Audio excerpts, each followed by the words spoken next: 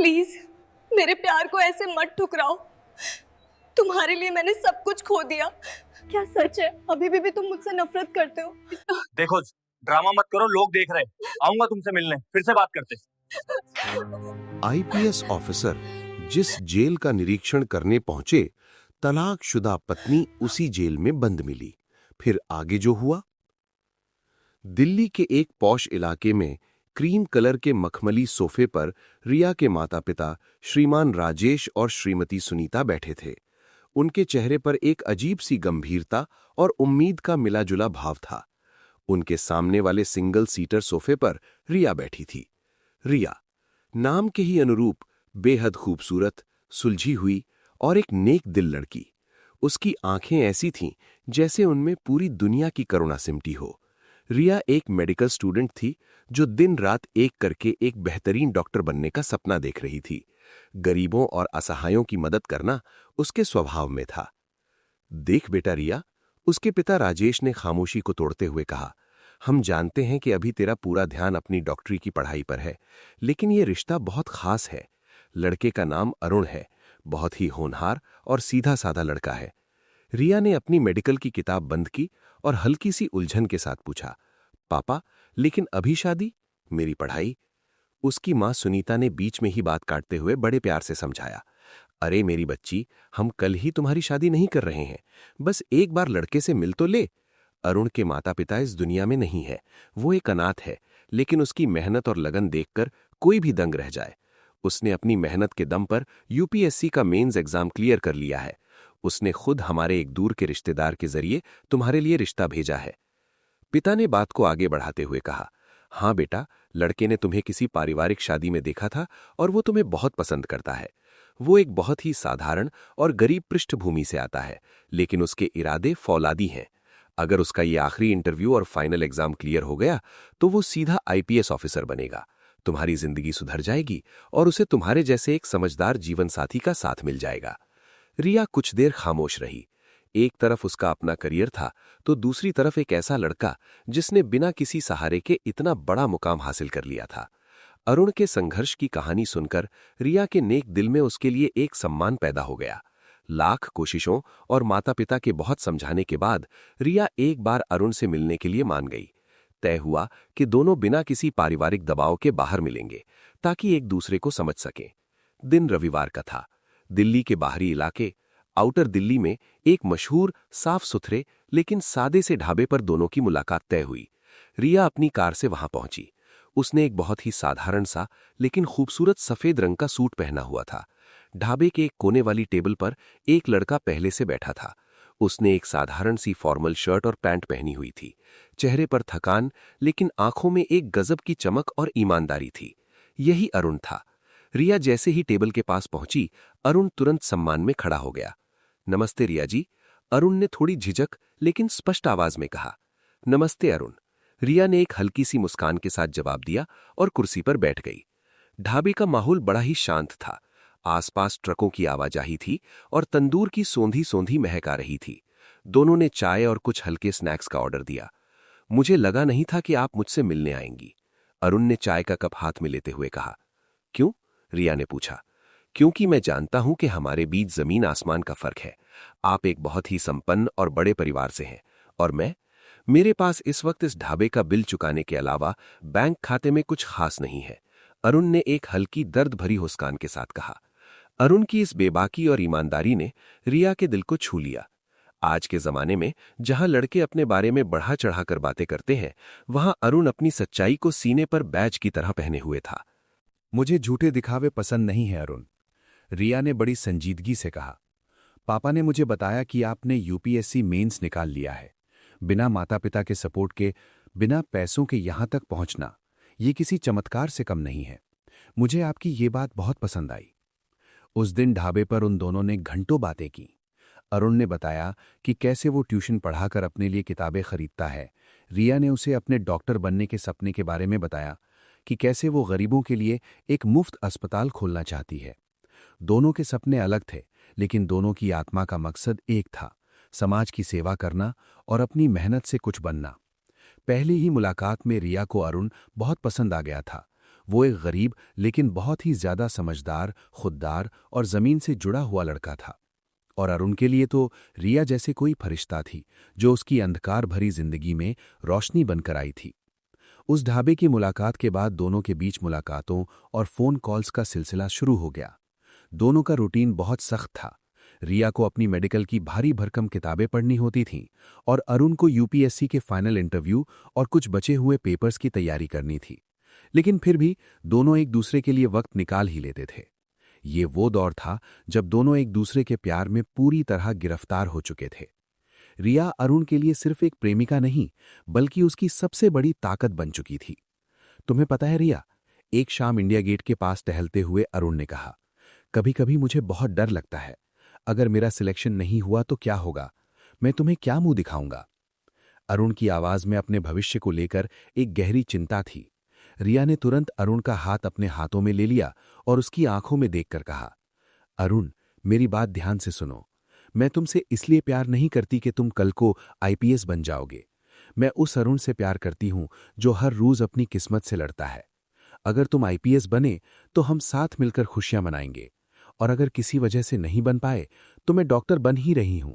हम दोनों मिलकर एक साधारण लेकिन बहुत ही प्यारी जिंदगी बिताएंगे। तुम कभी अकेले नहीं हो। रिया के इन शब्दों ने अरुण के अंदर एक नई ऊर्जा भर दी।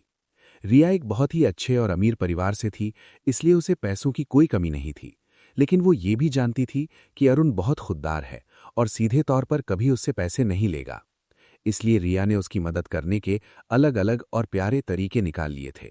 जब भी उन्हें मिलना होता, रिया जानबूझकर ऐसी जगह चुनती जहां वो पहले ही ऑनलाइन पेमेंट कर देती और अरुण से कहती, आज मेरी तरफ से ट्रीट है। जब तुम बड़े अफसर बन जाओगे तो तुम मुझे 5 स्टार होटल में खाना खिलाना। यूपीएससी के इंटरव्यू की तैयारी के लिए अरुण को कुछ बहुत महंगी किताबों और दिल्ली के एक बड़े कोचिंग सेंटर में मॉक इंटरव्यू मतलब नकली इंटरव्यू की जरूरत थी। अरुण के पास इसके लिए पैसे नहीं थे और वो इस वजह से काफी तनाव में था। रिया को जब ये बात पता चली तो उसने चुपचाप जाकर उस कोचिंग इंस्टीट्यूट में अरुण की फीस भर दी। जब अरुण को पता चला तो वो थोड़ा नाराज हुआ। रिया, मैंने तुमसे कहा था ना कि मैं अपने खर्चे खुद उठाऊंगा। तुम मुझ पर इतना पैसा क्यों खर्च कर रही हो? रिया ने प्यार से उसके गाल को छूते हुए कहा, बुद्धू, ये पैसा नहीं है, ये मेरा तुम्हारे ऊपर इन्वेस्टमेंट है। जब तुम आईपीएस बन जाओगे तो मैं पूरे ब्याज के साथ वसूल करूंगी। और वैसे भी हम दोनों एक होने वाले हैं, तो तेरा मेरा क्या? अरुण की आंखें भर आईं। उसने अपनी जिंदगी में इतनी परवाह करने वाला इंसान कभी नहीं देखा था। वो अक्सर सोचता था कि उसने पिछले जन्म में जरूर कोई बहुत अच्छा काम किया होगा जो उसे रिया जैसी लड़की मिली। रिया रात रात भर जागकर अरुण के साथ फोन पर लाइन पर रहती। जब अरुण पढ़ता तो रिया भी अपनी मेडिकल की पढ़ाई करती। कभी अरुण थक जाता तो रिया उसे मोटिवेट करती। वो अरुण की सबसे अच्छी दोस्त, उसकी मेंटर और उसका प्यार सब कुछ बन चुकी थी। महीनों की कड़ी मेहनत के बाद आखिरकार वो दिन आ ही गया जिसका दोनों को बेसब्री से इंतजार था। अरुण के यूपीएससी का final interview. Dholpur house, UPSC का मुख्यालय के बाहर बहुत भीड़ थी। रिया खुद अरुण को अपनी कार से वहां छोड़ने आई थी। अरुण ने एक बहुत ही साफ सुथरा डार्क ब्लू सूट पहना था जो रिया ने ही उसे अपनी पहली कमाई स्टाइपेंड से खरीद कर दिया था। अरुण के माथे पर पसीने की बूंदें थीं, धड़कनें तेज थीं। ऑल द बेस्ट अरुण, रिया ने उसे कार से बाहर निकलते वक्त कहा। अंदर जो भी पैनल बैठा हो, याद रखना कि तुम वो इंसान हो जिसने बिना किसी सहारे के अपनी किस्मत खुद लिखी है। बस सच बोलना और पूरे आत्मविश्वास से जवाब देना। मैं यहीं बाहर तुम्हारा इंतजार कर रही हूं। अरुण ने गहरी सांस ली, रिया को एक प्यारी सी मुस्कान दी और अंदर चला गया। अगले 45 मिनट रिया के लिए किसी युग जैसे बीते। वो कार में बैठी भगवान से लगातार प्रार्थना कर रही थी। उसने अरुण की मेहनत और उसके आंसुओं को करीब से देखा था। वो जानती थी कि ये इंटरव्यू अरुण के लिए जिंदगी और मौत का सवाल था। करीब 1 घंटे बाद अरुण बाहर आया। उसके चेहरे के भाव समझ पाना थोड़ा मुश्किल था। कैसा हुआ? रिया ने कार से बाहर निकलकर घबराहट में पूछा। अरुण कुछ पल चुप रहा, फिर अचानक उसके चेहरे पर एक बहुत बड़ी और सुकून भरी मुस्कान फैल गई। उसने रिया को गले से लगा लिया। रिया, बहुत अच्छा हुआ। उन्होंने मुझसे मेरी जिंदगी के संघर्षों के बारे में पूछा, मेरे विजन के बारे में पूछा। मैंने हर जवाब पूरे दिल से दिया। रिया की आंखों में खुशी के आंसू आ गए। अब बस फाइनल रिजल्ट का इंतजार था। कुछ हफ्तों बाद रिया अपने मेडिकल कॉलेज की लाइब्रेरी में बैठी थी। तभी उसका फोन वाइब्रेट हुआ। स्क्रीन पर अरुण का नाम फ्लैश हो रहा था। रिया ने तुरंत फोन उठाया और बाहर की तरफ भागी। हेलो अरुण। फोन के दूसरी तरफ अरुण फूट फूट कर रो रहा था। उसकी हिचकियां बन गई थीं। अरुण, क्या हुआ? प्लीज मुझे डराओ मत। रिजल्ट आ गया क्या? रिया की धड़कनें रुक सी गईं। रिया, अरुण ने किसी तरह अपने आंसुओं पर काबू पाते हुए कहा। मैं बन गया रिया, 87वीं रैंक आई है मेरी। मुझे आईपीएस कैडर मिल जाएगा। रिया, मैं पुलिस ऑफिसर बन गया। रिया वहीं कॉलेज के कॉरिडोर में फर्श पर बैठ गई और उसके भी आंसू छलक पड़े। ये खुशी के आंसू थे। उन दोनों की रातों की नींद, रिया का भरोसा, अरुण की मेहनत, सब कुछ सफल हो गया था। मुझे पता था मेरे अरुण, मुझे तुम पर पूरा भरोसा था, रिया ने रोते हुए कहा। उस शाम रिया के घर पर दिवाली जैसा माहौल था। रिया के पिता राजेश जी ने अरुण को गले से लगा लिया। अरुण ने झुककर उनके पैर छुए। बेटा अरुण, तुमने आज साबित कर दिया कि इंसान की हैसियत उसके पैसों से नहीं, उसकी मेहनत से होती है। मुझे फख्र है कि तुम मेरे दामाद बनने वाले हो। रिया के पिता ने गर्व से कहा। अरुण की ट्रेनिंग शुरू होने से पहले ही दोनों परिवारों, रिया के परिवार और अरुण के कुछ दूर के रिश्तेदारों ने मिलकर दोनों की शादी की तैयारियां शुरू कर दीं। शादी का दिन किसी परियों की कहानी से कम नहीं था। दिल्ली के एक बहुत ही भव्य रिजॉर्ट में शादी का आयोजन हुआ। रिया लाल रंग के लहंगे में किसी अप्सरा जैसी लग रही थी और अरुण सुनहरी शेरवानी में एकदम राजकुमार लग रहा था।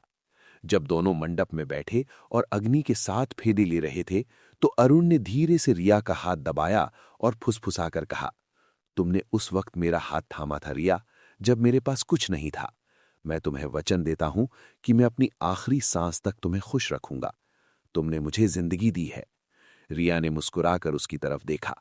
उसे लगा कि उसकी जिंदगी मुकम्मल हो गई है। उसे एक ऐसा पति मिला था जो ना सिर्फ एक बहुत बड़ा पुलिस अफसर बनने वाला था, बल्कि जो उससे बेइंतहा प्यार करता था। शादी के बाद अरुण अपनी ट्रेनिंग के लिए लाल बहादुर शास्त्री नेशनल एकेडमी और फिर सरदार वल्लभ भाई पटेल नेशनल पुलिस एकेडमी चला गया। रिया ने अपनी डॉक्टरी की पढ़ाई पूरी की। सब कुछ इतना परफेक्ट था कि किसी की नजर लग जाए। एक तरफ एक ईमानदार आईपीएस ऑफिसर और दूसरी तरफ एक नेक दिल डॉक्टर। ये एक ऐसी प्रेम कहानी थी जिसकी मिसालें दी जानी चाहिए थीं। लेकिन कहते हैं ना कि समय बहुत बलवान होता है और किस्मत की चाल को कोई नहीं समझ सकता। उस मंडप में एक दूसरे के साथ जीने मरने की कस्में खाने वाले इस जोड़े को खुद नहीं पता था कि आने वाला वक्त उनके लिए क्या भयानक तूफान लेकर आने वाला है। जिस अरुण ने रिया की आंखों में कभी आंसू न आने देने का वादा किया था, उसी अरुण को कुछ सालों बाद ऐसा क्या हो गया कि उसने रिया को अपनी जिंदगी से निकाल फेंका? क्यों उन दोनों का तलाक हो गया? और सबसे बड़ा सवाल, एक गरीब की मदद करने वाली, डॉक्टर की पढ़ाई करने वाली वो नेक दिल रिया आखिर ऐसा क्या कर बैठी कि उसे सालों के लिए जेल की कालकोठरी में डाल दिया गया? शादी के बाद अरुण और रिया की जिंदगी किसी खूबसूरत ख्वाब की तरह आगे बढ़ रही थी। अरुण की पुलिस ट्रेनिंग बहुत ही शानदार तरीके से पूरी हुई थी और अब वो एक तेज तर्रार, ईमानदार और निडर आईपीएस अधिकारी के रूप में अपनी पहचान बना चुका था। दूसरी तरफ रिया ने भी अपनी मेडिकल की पढ़ाई पूरी कर ली थी। उसने शुरुआत में एक नर्स के तौर पर भी मरीजों की सेवा की ताकि वो जमीनी स्तर पर अस्पताल की कार्यप्रणाली को समझ सके, और अब वो उसी शहर के सबसे बड़े सरकारी अस्पताल में एक सीनियर डॉक्टर, सर्जन बन चुकी थी। उनका सरकारी बंगला हमेशा खुशियों से चहकता रहता था। एक तरफ खाकी वर्दी का रुतबा था तो दूसरी तरफ सफेद कोट का सुकून। उनकी सुबह की शुरुआत बहुत ही प्यारी होती थी। अरुण, जिसे सुबह जल्दी उठकर अपनी फिटनेस और ड्यूटी पर ध्यान देना होता था, वो अक्सर रिया के उठने से पहले ही उसके लिए अपने हाथों से अदरक वाली चाय बनाता था। गुड मॉर्निंग डॉक्टर साहिबा, अरुण चाय का कप रिया के सिरहाने रखते हुए मुस्कुराकर कहता। रिया अपनी नींद भरी आंखें मलते हुए उठती और अरुण को वर्दी में देखकर गर्व से भर जाती। गुड मॉर्निंग मेरे सिंघम, आज फिर आपने चाय बना दी? मैंने कहा था ना कि मैं बना दूंगी।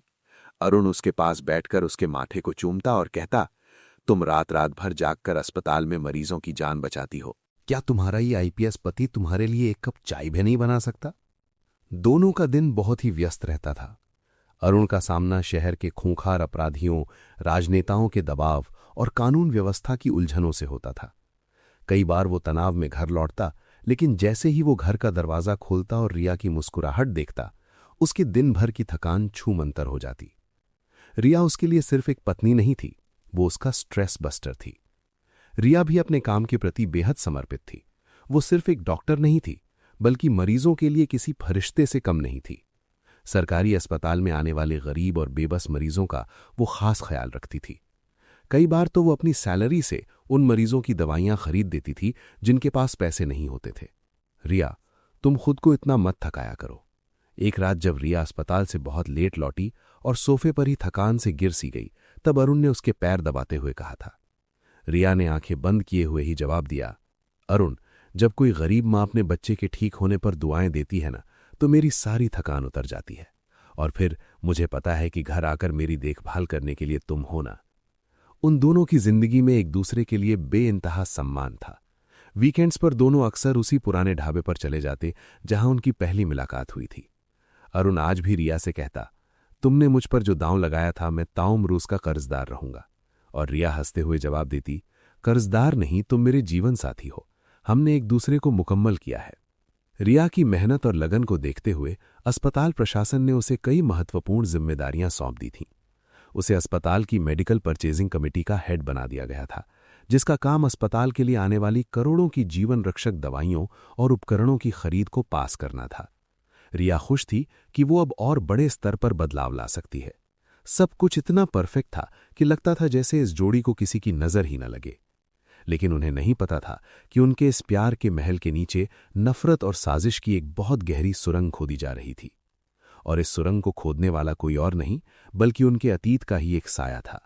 उसी सरकारी अस्पताल में एक और डॉक्टर था, डॉक्टर शिवम। शिवम अस्पताल का सीनियर डॉक्टर और मेडिकल सुपरिटेंडेंट था। वो देखने में बहुत हैंडसम था, लेकिन उसका दिमाग किसी शैतान से कम नहीं था। शिवम कोई मामूली डॉक्टर नहीं था। वो प्रदेश के एक बहुत ही कद्दावर और भ्रष्ट कैबिनेट मंत्री का इकलौता बेटा था। राजनीति की ताकत, अंधा पैसा और अहंकार शिवम की रग रग में दौड़ता था। शिवम और रिया का एक अतीत था। दोनों एक ही मेडिकल कॉलेज में पढ़ते थे। शिवम कॉलेज का टॉपर था और कॉलेज के दिनों से ही वो रिया की खूबसूरती और सादगी पर पागल था। वो हर हाल में रिया को पाना चाहता था। कॉलेज के आखिरी साल में शिवम ने पूरे कॉलेज के सामने बहुत ही नाटकीय तरीके से रिया को प्रपोज किया था। लेकिन रिया, जो उस वक्त अरुण, जो यूपीएससी की तैयारी कर रहा था, से प्यार करती थी, उसने शिवम को बहुत ही शालीनता लेकिन सख्ती से मना कर दिया था। मुझे माफ करना शिवम, रिया ने उस दिन कहा था। मैं किसी और से प्यार करती हूं और हम जल्द ही शादी करने वाले हैं। तुम बहुत अच्छे हो, तुम्हें कोई भी मिल जाएगी। रिया के लिए वो बात वहीं खत्म हो गई थी, लेकिन शिवम के लिए ये उसके मर्द होने के अहंकार और एक राजनेता के बेटे के गुरूर पर बहुत बड़ी चोट थी। जिस लड़के के एक इशारे पर लड़कियां जान छिड़कती थीं, उसे एक साधारण सी लड़की ने एक गरीब और बेरोजगार लड़के के लिए ठुकरा दिया था। शिवम उस दिन अपमान के घूंट पीकर रह गया था, लेकिन उसने अपने दिल में रिया और अरुण के खिलाफ नफरत का एक बहुत बड़ा बीज बो लिया था। किस्मत का खेल देखिए, सालों बाद रिया की पोस्टिंग उसी अस्पताल में हुई जहां शिवम का राज चलता था। रिया के अस्पताल आते ही शिवम की पुरानी नफरत फिर से जाग उठी। अब रिया एक आईपीएस अधिकारी की पत्नी थी और खुद भी एक जानी मानी डॉक्टर थी। शिवम सीधे तौर पर कुछ नहीं कर सकता था, इसलिए उसने एक ऐसी खौफनाक साजिश रची जो रिया की जिंदगी को तबाह करने के लिए काफी थी। शिवम के दिमाग में 500 करोड़ रुपए के एक बहुत बड़े मेडिकल घोटाले, मेडिकल स्कैम की रूपरेखा तैयार हुई। अस्पताल में कैंसर और दिल की बीमारियों के लिए सरकार की तरफ से करोड़ों रुपए की दवाइयां और मशीनें आनी थीं। शिवम ने अपने पिता के राजनीतिक रसूख का इस्तेमाल करके कुछ फर्जी कंपनियों, शेल कंपनियों का निर्माण किया। तय ये हुआ कि कागजों पर करोड़ों की दवाइयां खरीदी जाएंगी, लेकिन असल में अस्पताल में कुछ नहीं आएगा। जो थोड़ी बहुत दवाइयां आएंगी भी वो नकली और बहुत ही घटिया दर्जे की होंगी।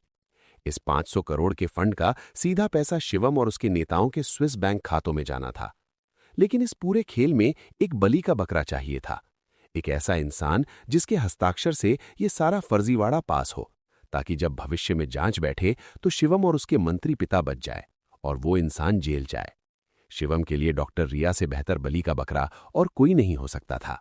रिया परचेजिंग कमेटी की हेड थी। शिवम ने बहुत ही चालाकी से रिया के इर्द गिर्द अपने वफादार और भ्रष्ट कर्मचारियों का जाल बिछा दिया। अस्पताल में काम का इतना भारी बोझ होता था कि रिया अक्सर 18-18 घंटे काम करती थी। ऑपरेशंस के बीच में जब रिया के हाथ खून से सने होते या वो थकान से चूर होती, शिवम का असिस्टेंट फाइलों का एक बड़ा गट्ठर लेकर आता। मैम, डॉक्टर शिवम सर ने कहा है कि ये इमरजेंसी दवाइयों के ऑर्डर हैं। वार्ड में बच्चों को इनकी तुरंत जरूरत है, प्लीज जल्दी साइन कर दीजिए, असिस्टेंट कहता। रिया, जो कभी सपने में भी नहीं सोच सकती थी कि डॉक्टर के पेशे में कोई इंसान इतनी घटिया हरकत कर सकता है, मरीजों की जान बचाने की जल्दी में बिना सैकड़ों पन्नों की फाइलों को पढ़े उन कागजों पर साइन कर देती।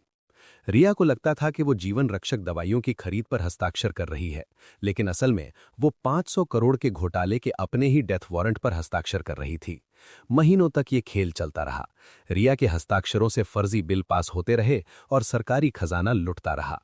लेकिन शिवम सिर्फ रिया को जेल नहीं भेजना चाहता था, उसकी नफरत इससे कहीं ज्यादा गहरी थी। वो रिया और अरुण के उस प्यार को तार तार करना चाहता था, जिस प्यार के खातिर रिया ने उसे ठुकराया था। वो अरुण के उस गुरूर को तोड़ना चाहता था। इसके लिए शिवम ने अपनी साजिश का दूसरा और सबसे घिनौना चरण शुरू किया, रिया के चरित्र की हत्या, कैरेक्टर असैसिनेशन। चूंकि रिया कमेटी की हेड थी और अस्पताल में मरीजों की संख्या ज्यादा थी, उसे अक्सर अस्पताल में रात रात भर रुकना पड़ता था। अरुण भी अपनी पुलिस ड्यूटी में व्यस्त रहता था, इसलिए वो रिया के इस रूटीन को समझता था। लेकिन शिवम ने इस लेट नाइट ड्यूटी को एक हथियार बना लिया। शिवम ने अस्पताल के स्टाफ के बीच ये अफवाह फैलानी शुरू कर दी कि डॉक्टर रिया और डॉक्टर शिवम के बीच अफेयर चल रहा है। अरे, तुमने देखा, डॉक्टर रिया अक्सर रात को शिवम सर के कैबिन में जाती हैं, एक नर्स दूसरी से कहती, जिसे शिवम ने पैसे देकर खरीदा हुआ था। हाँ, आईपीएस पति तो रात भर गश्त पर रहता है और यहाँ मैडम अपने पुराने कॉलेज के आशिक के साथ मजे करती हैं। ये जो रात की ड्यूटी का बहाना है ना, ये सब इन दोनों के रोमांस का टाइम है, अस्पताल के वार्ड बॉय फुसफुसाते। अफवाहें कभी दीवारों में कैद नहीं रहती, लेकिन शिवम सिर्फ अफवाहों पर रुकने वाला नहीं था। वो जानता था कि एक पुलिस अफसर अरुण सबूतों पर यकीन करता है, इसलिए शिवम ने सबूत गढ़े। उसने रिया की कुछ साधारण तस्वीरों को अपने साथ एडिट करवाया। एक तस्वीर में ऐसा लग रहा था जैसे रिया किसी 5 स्टार होटल के कमरे में शिवम के बहुत करीब बैठी है। उसने एक फर्जी व्हाट्सएप अकाउंट बनाया और रिया के नाम से खुद से चैट करनी शुरू की। इन चैट्स में बहुत ही अश्लील और प्यार भरी बातें थीं, जिनमें रिया फर्जी लिख रही थी कि मैं अरुण से पक चुकी हूं। वो सिर्फ काम में लगा रहता है। तुम मुझे जो खुशी देते हो शिवम, वो कोई नहीं दे सकता। शिवम ने कुछ महंगे होटल्स के फर्जी बिल भी बनवाए, जिनमें मिस्टर शिवम और मिसेज रिया के नाम से कमरों की बुकिंग दिखाई गई थी। साजिश का जाल पूरी तरह से बुना जा चुका था, अब बस माचिस की तीली लगानी बाकी थी। और फिर वो मनहूस दिन आ ही गया। सुबह के 10 बज रहे थे। अरुण अपने एसपी ऑफिस में बैठा कुछ फाइलें देख रहा था। अचानक उसके कैबिन का दरवाजा खुला और उसका जूनियर ऑफिसर घबराया हुआ अंदर आया। सर, टीवी ऑन कीजिए, बहुत बड़ी खबर आ रही है। अरुण ने रिमोट से टीवी चालू किया। न्यूज चैनल्स पर ब्रेकिंग न्यूज फ्लैश हो रही थी। शहर के सबसे बड़े सरकारी अस्पताल में 500 करोड़ों का महाघोटाला। कैंसर के मरीजों की दवाइयों का पैसा खा गए सफेद कोट वाले। जांच एजेंसियों की रडार पर अस्पताल की परचेजिंग हेड डॉक्टर रिया। अरुण के पैरों तले जमीन खिसक गई। रिया? नहीं, ये बकवास है। मेरी पत्नी ऐसा कर ही नहीं सकती। अरुण बड़बड़ाया। एक पुलिस अफसर होने के नाते उसका पहला विचार यही था कि ये कोई गलतफहमी है। रिया तो वो लड़की है जो गरीबों की मदद करती है, वो ऐसा कैसे कर सकती है? अरुण तुरंत अपनी कुर्सी से उठा कि तभी उसके टेबल पर एक अनजान कुरियर बॉय एक बड़ा सा लिफाफा रख गया। अरुण के कांपते हाथों ने उस लिफाफे को खोला। उसके अंदर जो था उसने अरुण की आत्मा को छलनी कर दिया। उसमें वो सारे फर्जी सबूत थे जो शिवम ने तैयार किए थे। वो तस्वीरें जिनमें रिया शिवम के बाहों में एडिटेड थीं, होटल्स के वो बिल और वो व्हाट्सएप चैट्स का प्रिंटआउट जिसमें लिखा था, अरुण से मुझे कोई मतलब नहीं है शिवम, मैं तो सिर्फ उसके रुतबे के लिए उसके साथ हूं। मेरे दिल और जिस्म पर सिर्फ तुम्हारा हक है। एक पुलिस वाला जो दिन रात सबूतों के आधार पर मुझे ही मुंह को पकड़ता है, आज उन्हीं सबूतों के आगे अंधा हो गया। अरुण का दिमाग सुन्न हो गया। उसे अचानक वो सारी रातें याद आने लगीं जब रिया कहती थी कि अस्पताल में बहुत इमरजेंसी है, आज मुझे वहीं रुकना पड़ेगा। उसे रिया और शिवम के कॉलेज के दिनों की कहानी भी पता थी कि शिवम रिया को पसंद करता था। शक के एक छोटे से बीज ने पल भर में एक जहरीले पेड़ का रूप ले लिया। धोखा, इतना बड़ा धोखा। अरुण की आंखें खून की तरह लाल हो गईं। जिस लड़की को उसने देवी की तरह पूजा था, आज इन कागजों ने उसे एक लालची, चरित्रहीन और भ्रष्ट औरत साबित कर दिया था। उसी शाम घर पर कयामत आ गई। रिया रोती और हांफती हुई घर पहुंची। मीडिया उसके पीछे पड़ी थी। जैसे ही उसने घर का दरवाजा खोला, सामने अरुण खड़ा था। अरुण ने वर्दी पहनी हुई थी, लेकिन उसके चेहरे पर वो पुराना प्यार नहीं, बल्कि एक खौफनाक नफरत थी। अरुण, तुमने न्यूज़ देखी? ये सब झूठ है अरुण, मुझे फंसाया जा रहा है। मैंने सिर्फ उन कागजों पर साइन किए थे जो शिवम ने मुझे दिए थे। मुझे नहीं पता था कि वो फर्जी बिल है। प्लीज मेरी मदद करो अरुण। रिया रोते हुए अरुण के गले लगने के लिए दौड़ी, लेकिन अरुण ने जोर से रिया को धक्का दिया। रिया फर्श पर गिर पड़ी। मुझे मत छूना। अरुण की आवाज इतनी तेज थी कि कांच की खिड़कियां कांप गईं। अरुण ने वो तस्वीरों और चैट्स का पुलिंदा रिया के चेहरे पर फेंक दिया। ये क्या है? हाँ, क्या है ये सब? 500 करोड़ तो तुमने कमाए ही, लेकिन साथ में उस शिवम के साथ बहुत मजा आता था ना रात की ड्यूटी में। रिया ने फर्श पर बिखरी उन तस्वीरों और चैट्स को देखा। अरुण, ये सब झूठ है। ये तस्वीरें नकली हैं। मैंने ऐसी कोई बात नहीं की। तुम मुझ पर शक कर रहे हो? उस रिया पर जिसने तुम्हारे संघर्ष में तुम्हारा साथ दिया था? चुप हो जाओ, अरुण चीखा। उसकी आंखों से आंसू बह रहे थे, लेकिन वो गुस्से के आंसू थे। तुमने मेरा इस्तेमाल किया, एक गरीब बेवकूफ लड़के का इस्तेमाल किया अपनी जिंदगी सेट करने के लिए, और जब मेरा पैसा और रुतबा मिल गया तो अपने उसी पुराने आशिक के बिस्तर पर चली गई। तुम एक डॉक्टर नहीं, तुम एक कलंक हो। अरुण, भगवान के लिए मेरी बात सुनो। मैं तुम्हारी पत्नी हूं। ये एक बहुत बड़ी साजिश है। शिवम मुझे बर्बाद करना चाहता है। रिया अरुण के पैरों से लिपट गई, गिड़गिड़ाने लगी, लेकिन जहर अरुण के दिमाग में इस कदर घुल चुका था कि उसे रिया का रोना एक नाटक लग रहा था। एक पुलिस वाले का ईगो और एक पति का घायल दिल हावी हो चुका था। तभी घर के बाहर सायरन की आवाजें आईं। एंटी करप्शन ब्यूरो, एसीबी और सीबीआई की गाड़ियां उनके बंगले के बाहर रुक चुकी थीं। 500 करोड़ का मामला था। ऊपर से मंत्री का दबाव था कि मामले को रफा दफा करने के लिए जल्द से जल्द किसी को गिरफ्तार किया जाए। पुलिस के अधिकारी घर के अंदर घुसे। सॉरी अरुण सर, लेकिन हमारे पास डॉक्टर रिया की गिरफ्तारी का वारंट है। सारे कागजातों पर इनके साइन हैं। रिया ने रोते हुए अरुण की तरफ देखा। अरुण, प्लीज उन्हें रोक लो। मैं निर्दोष हूं। मैं जेल नहीं जाना चाहती। मुझे बचा लो अरुण। लेकिन अरुण पत्थर की मूर्ति की तरह खड़ा रहा। उसने अपनी नजरें फेर लीं। ले जाइए इसे। एक भ्रष्ट और चरित्रहीन औरत के लिए मेरे घर में कोई जगह नहीं है। रिया की कलाइयों में हथकड़ियां पहना दी गईं। जो हाथ कभी मरीजों की जान बचाते थे, आज उन्हें मुजरिम की तरह बांध दिया गया था। पुलिस उसे घसीटते हुए ले जा रही थी और रिया बार बार पीछे मुड़कर चीख रही थी, अरुण, मुझे मत छोड़ो। मैं बेगुनाह हूं अरुण, एक बार मेरी बात मान लो। बंगले का दरवाजा बंद हो गया। कुछ ही महीनों के भीतर शिवम के राजनीतिक दबाव और अरुण की गवाही न देने के कारण रिया को 500 करोड़ के घोटाले का मुख्य आरोपी मान लिया गया। अरुण ने जेल में ही रिया को तलाक के कागजात भेज दिए, जिन्हें रिया ने रोते हुए अपनी किस्मत को कोसते हुए साइन कर दिया। रिया, जो कभी एक मशहूर डॉक्टर और एक आईपीएस की पत्नी थी, अब एक अनाथ, तलाकशुदा और सजा याफ्ता कैदी बन चुकी थी, जिसे कोर्ट ने सालों के लिए जेल की काल कोठरी में डाल दिया था। और अरुण ने खुद को काम में डुबो लिया। उसने औरतों से नफरत करनी शुरू कर दी। उसके सीने में रिया के लिए सिर्फ और सिर्फ जहर भर चुका था। लेकिन वक्त का पहिया अभी रुकना बाकी था। सालों बाद जब वही अरुण, जो अब एक बहुत बड़ा अधिकारी बन चुका था, एक रूटीन इंस्पेक्शन के लिए उसी जेल में पहुंचने वाला था जहां उसकी धोखेबाज तलाकशुदा पत्नी बंद थी। रिया को जेल गए और उन दोनों के तलाक को 6 महीने बीत चुके थे। इन 6 महीनों में बहुत कुछ बदल गया था। शहर में अरुण का नाम अब खौफ का दूसरा नाम बन चुका था। जिस अरुण की आंखों में कभी रिया के लिए अथाह प्यार हुआ करता था, आज उन आंखों में सिर्फ और सिर्फ एक बर्फीली ठंडक और नफरत थी। उसने खुद को काम के बोझ तले इस कदर दबा लिया था कि उसे सांस लेने तक की फुर्सत नहीं थी। रात रात भर अपराधियों का एनकाउंटर करना, क्रिमिनल्स को बेदर्दी से पीटना और अपने पुलिस स्टेशन में किसी भी औरत की फरियाद को शक की नजर से देखना, अरुण का ये नया रूप था। उसे औरतों से नफरत हो गई थी। उसे लगता था कि हर औरत रिया की तरह धोखेबाज और लालची होती है, लेकिन ये उसके व्यक्तित्व का सिर्फ एक बाहरी आवरण था। अंदर ही अंदर अरुण टूट चुका था। रात के अंधेरे में जब वो अपने उस बड़े से सूने बंगले में लौटता तो उसे हर कोने में रिया की हंसी सुनाई देती। सिर दीवार पर मारता और रोते हुए चीखता, रिया, तुमने मेरे साथ ऐसा क्यों किया? क्यों? दूसरी तरफ उसी शहर के सबसे आलीशान बंगले में डॉक्टर शिवम अपनी जीत का जश्न मना रहा था। 500 करोड़ का घोटाला दब चुका था। रिया सलाखों के पीछे सड़ रही थी और शिवम अपनी नई ऐशो आराम की जिंदगी जी रहा था। उसे लगा था कि उसने रिया और अरुण की कहानी हमेशा के लिए खत्म कर दी है, लेकिन भगवान के घर देर है, अंधेर नहीं।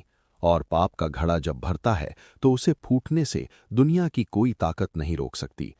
एक दिन शहर के आला कमान की तरफ से एसपी अरुण को शहर की सेंट्रल जेल महिला विंग का रूटीन इंस्पेक्शन या निरीक्षण करने का आदेश मिला। खबर थी कि महिला बैरक में कैदियों के साथ अमानवीय व्यवहार हो रहा है और खाने की क्वालिटी बहुत खराब है। अरुण अपनी पूरी फोर्स के साथ जेल पहुंचा। खाकी वर्दी, माथे पर पुलिस की टोपी और हाथ में एक छोटी सी छड़ी। जब अरुण के बूटों की आवाज जेल के पत्थर के फर्श पर गूंजी तो सारी कैदी खौफ से सहम गए। जेलर उसे एक एक करके सारी बैरक दिखा रहा था। सर, ये बैरक नंबर 4 है, यहां गंभीर अपराध वाली महिलाएं हैं। जेलर ने एक लोहे के बड़े से गेट की तरफ इशारा करते हुए कहा। अरुण की नजरें बैरक के अंदर गईं। वहां कई महिलाएं फटे पुराने सफेद कपड़ों में बैठी थीं। तभी अरुण की नजर कोने में जमीन पर बैठी एक बहुत ही कमजोर, हड्डियों का ढांचा बन चुकी एक औरत पर पड़ी। उसके बाल उलझे हुए थे, चेहरे की रंगत पूरी तरह उड़ चुकी थी और उसकी आंखें किसी मुर्दे जैसी लग रही थीं। वो कैदी कोई और नहीं, रिया थी। अरुण के कदम वहीं ठिठक गए, उसकी सांसें जैसे गले में अटक गईं। जिस रिया को उसने हमेशा महंगे सूट, चमकते चेहरे और एक सुकून भरी मुस्कान के साथ देखा था, आज वो जमीन पर एक लावारिस लाश की तरह बैठी थी। उसी पल रिया ने भी धीरे से अपनी गर्दन उठाई। उन दोनों की नजरें मिलीं। रिया की आंखों में न कोई शिकायत थी, न कोई उम्मीद, बस एक ऐसा खालीपन था जो अरुण की रूह को चीर गया। रिया कुछ कहना चाहती थी, लेकिन तभी उसे जोर से चक्कर आया और वो वहीं फर्श पर बेसुध होकर गिर पड़ी। जेल में अफरा तफरी मच गई। सर, ये कैदी नंबर 402 है, ये पिछले कई दिनों से बीमार चल रही है, जेलर ने घबराते हुए कहा। अरुण का दिल किया कि वो दौड़ कर जाए और रिया को अपनी बाहों में उठा ले, लेकिन तभी उसके दिमाग में शिवम के साथ रिया की वो फर्जी तस्वीरें और नफरत फिर से हावी हो गईं। अरुण ने अपनी मुट्ठी भींची, अपने चेहरे को सख्त किया और बड़ी ही बेरहमी से बोला, नौटंकी कर रही है, इसे अस्पताल की डिस्पेंसरी में डालो और इसका काम बढ़ा दो। इतना कहकर अरुण वहां से मुड़ गया, लेकिन उसका दिल जानता था कि वो रिया को उस हालत में देखकर अंदर ही अंदर खून के आंसू रो रहा था। जेल के उस निरीक्षण के ठीक 2 दिन बाद अरुण अपने केबिन में बैठा एक फाइल पढ़ रहा था। तभी संतरी ने आकर बताया कि एक लड़की उससे मिलने की जिद कर रही है। वो कह रही है कि मामला डॉक्टर रिया से जुड़ा है और बहुत अर्जेंट है। रिया का नाम सुनते ही अरुण का खून खौल गया। उसे धक्के मारकर बाहर निकालो, अरुण ने चिल्लाकर कहा, लेकिन तभी वो लड़की पुलिस वालों को धक्का देते हुए जबरदस्ती केबिन में घुस आई। वो एक साधारण सी लड़की थी जिसने हाथों में एक बड़ा सा बैग और कुछ फाइलें पकड़ी थीं। वो रो रही थी, लेकिन उसकी आंखों में एक आग थी। मुझे बाहर निकालने से पहले एक बार ये देख लीजिए एसपी साहब, शायद आपकी वो अंधी आंखें खुल जाएं जो पिछले 6 महीने से बंद है। लड़की ने चीखते हुए कुछ लाल रंग की फाइलें और एक पेन ड्राइव अरुण की टेबल पर पटक दी। तुम्हारी हिम्मत कैसे हुई अंदर आने की? कौन हो तुम? अरुण अपनी कुर्सी से खड़ा हो गया। मेरा नाम मीरा है, मैं उसी अस्पताल में रिया दीदी के नीचे काम करने वाली एक जूनियर नर्स हूं, मीरा ने हाफते हुए कहा। 6 महीने पहले जब रिया दीदी को गिरफ्तार किया गया था तो डॉक्टर शिवम ने मुझे जान से मारने की धमकी दी थी। मैं डर गई थी, मैं छुप गई थी, लेकिन अब और नहीं। दीदी की वो हालत देखकर अब मैं चुप नहीं रह सकती। अरुण ने तिरस्कार भरी नजरों से उन फाइलों को देखा। मुझे उस धोखेबाज औरत के बारे में कुछ नहीं जानना, बाहर निकलो। धोखेबाज वो नहीं, धोखेबाज तो आप निकले अरुण जी, मीरा ने एक ऐसा तंज कसा कि अरुण सन्न रह गया। जिस पत्नी ने आपको फर्श से उठाकर अर्श तक पहुंचाया, आपने उसे बिना एक मौका दिए जेल की भट्टी में झोंक दिया। एक बार, सिर्फ एक बार इन कागजों को देख लीजिए, अगर मैं गलत निकली तो मुझे यहीं गोली मार दीजिएगा। अरुण का हाथ कांपने लगा। उसने झिझकते हुए पेन ड्राइव उठाई और अपने लैपटॉप में लगाई। वो 15 मिनट जिन्होंने अरुण की दुनिया उजाड़ दी। लैपटॉप की स्क्रीन पर एक फोल्डर खुला। मीरा ने सबसे पहले एक वीडियो प्ले किया। ये वीडियो अस्पताल के सर्वर रूम का था। वीडियो में शिवम और एक कंप्यूटर हैकर बैठे थे। वीडियो में शिवम कह रहा था, ये ले 5 लाख रुपए, मुझे रिया और मेरी ऐसी तस्वीरें चाहिए जो बिल्कुल असली लगें। अरुण पुलिस वाला है, छोटी मोटी फोटोशॉप पकड़ी जाएगी और वो व्हाट्सएप चैट ऐसे बनाना कि ऐसा लगे रिया मुझसे रात रात भर बातें करती थी। अरुण की धड़कनें तेज हो गईं, उसके माथे से पसीना बहने लगा। मीरा ने फिर कुछ प्रिंटआउट अरुण के सामने रखे। ये देखिए, जिन होटल्स के बिल आपको दिखाए गए थे, उन तारीखों पर रिया दीदी अस्पताल के वार्ड नंबर 3 में लगातार 18 घंटे की सर्जरी कर रही थीं। ये रही अस्पताल की ऑफिशियल रजिस्टर की कॉपी और ड्यूटी रोस्टर। और ये जो 500 करोड़ का घोटाला है ना, मीरा ने एक और बैंक स्टेटमेंट फेंका। रिया दीदी ने कभी उन दवाइयों के ऑर्डर नहीं बनाए। शिवम ने उन्हें इमरजेंसी का बहाना देकर ऑपरेशंस के बीच में धोखे से साइन करवाए थे। इस पैसे का सारा हिस्सा डॉक्टर शिवम और उसके मंत्री पिता के स्विस अकाउंट में गया है। ये रहे उस अकाउंट के सारे डिटेल्स जो मैंने 6 महीने अपनी जान पर खेलकर हैकर्स से निकलवाए हैं। अरुण धम से अपनी कुर्सी पर गिर पड़ा। उसकी वर्दी उसे काटने लगी, उसकी सांसें उखड़ने लगीं। मीरा फूट फूट कर रोने लगी। रिया दीदी आपको भगवान मानती थी अरुण जी। वो जेल में भी सिर्फ आपका नाम जपती थी। और आपने क्या किया? आपने उस इंसान पर भरोसा किया जिसने दीदी की जिंदगी बर्बाद कर दी। आपने अपनी पत्नी के चरित्र पर उंगली उठाई। अरुण के कानों में रिया की वो चीखें गूंजने लगीं। अरुण, मुझे मत छोड़ो, मैं बेगुनाह हूं अरुण, एक बार मेरी बात मान लो। अरुण ने अपना सिर पकड़ लिया। वो फूट फूट कर रोने लगा। एक सिंघम जैसा पुलिस अफसर आज एक छोटे बच्चे की तरह बिलख रहा था। हे भगवान, ये मैंने क्या कर दिया? मैंने अपनी रिया को मार डाला। मैंने अपनी जिंदगी को अपने ही हाथों से खत्म कर दिया। अरुण तुरंत अपनी कुर्सी से उठा। रिया, मुझे रिया के पास जाना है। मैं अभी उसे जेल से बाहर निकालूंगा। मैं उसे दुनिया की हर खुशी दूंगा। मैं उस शिवम को जिंदा गाड़ दूंगा। रुकिए, मीरा ने कड़क आवाज में कहा। रिया दीदी अब जेल में नहीं है। क्या मतलब? अरुण चौंका। कल जब वो जेल में आपके सामने बेहोश हुई थी तो उनकी हालत बहुत ज्यादा बिगड़ गई थी। मैंने कोर्ट में उनके खराब स्वास्थ्य और इन नए सबूतों की अर्जी लगाकर आज सुबह ही मेडिकल ग्राउंड्स पर उनकी अंतरिम जमानत इंटरिम बेल करवा ली है। वो अब मेरे घर पर हैं, मीरा ने कहा। अरुण के चेहरे पर एक खुशी की लहर दौड़ गई। चलो मीरा, मुझे अभी रिया के पास ले चलो। मैं उसके पैरों में गिरकर माफी मांगूंगा। वो मुझे माफ कर देगी। वो मुझसे बहुत प्यार करती है। अरुण मीरा के साथ पागलों की तरह गाड़ी चलाते हुए उसके छोटे से घर के बाहर पहुंचा। अरुण कार का दरवाजा खोलकर भागता हुआ घर के मेन गेट तक पहुंचा। वो अंदर घुसने ही वाला था कि मीरा ने झटके से उसे रोक दिया और गेट के बाहर ही खड़ी हो गई।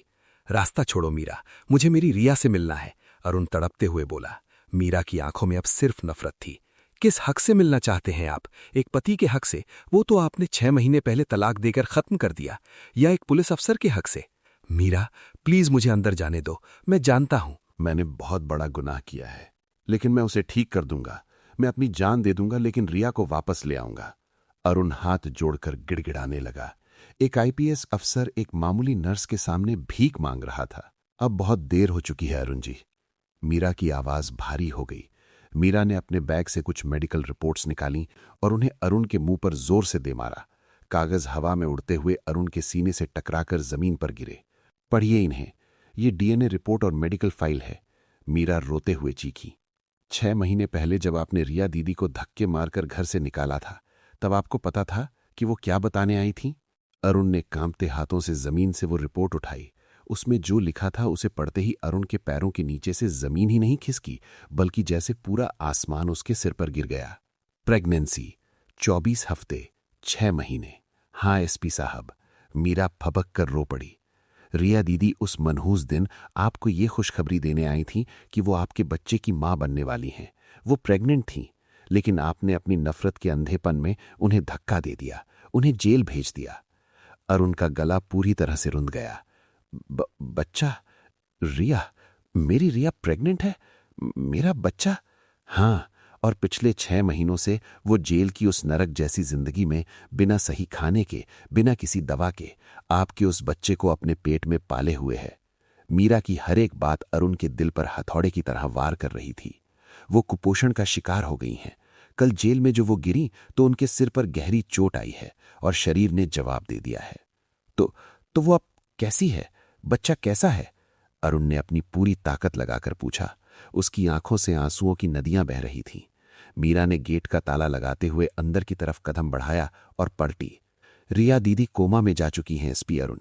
उनके दिमाग की नसें काम करना बंद कर चुकी हैं। डॉक्टर ने कहा है कि उनकी हालत बहुत नाजुक है। न वो जिंदा हैं, न वो मुर्दा हैं, और उनके पेट में पल रहा वो 6 महीने का बच्चा, वो भी अपनी आखिरी सांसें गिन रहा है। अगर कल तक दीदी को होश नहीं आया तो ना आपकी वो धोखेबाज पत्नी बचेगी और ना ही आपका वो अजन्मा बच्चा। इतना कहकर मीरा ने अरुण के मुंह पर लोहे का भारी गेट जोर से बंद कर दिया। ठक! अरुण उस बंद दरवाजे के सामने घुटनों के बल जमीन पर गिर पड़ा। बारिश शुरू हो चुकी थी, लेकिन अरुण के आंसू उस बारिश से ज्यादा तेज थे। रिया! अरुण की एक ऐसी दर्दनाक चीख उस सूनी सड़क पर गूंजी जिसने आसमान का कलेजा भी चीर दिया होगा।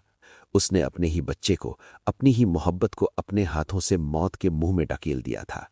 क्या रिया कभी उस कोमा से बाहर आ पाएगी? क्या वो 6 महीने का अजन्मा बच्चा इस दुनिया की रोशनी देख पाएगा, या अरुण की नफरत की भेंट चढ़ जाएगा? और सबसे बड़ा सवाल, जब एक घायल और पश्चाताप की आग में जलता हुआ आईपीएस अफसर अपने असली दुश्मन डॉक्टर शिवम और उसके मंत्री पिता के सामने खड़ा होगा, तो तबाही का वो मंजर कैसा होगा? क्या कानून का रखवाला अरुण अब खुद कानून तोड़ेगा? और कमेंट में बताएं आपका कोई ऐसा दोस्त है।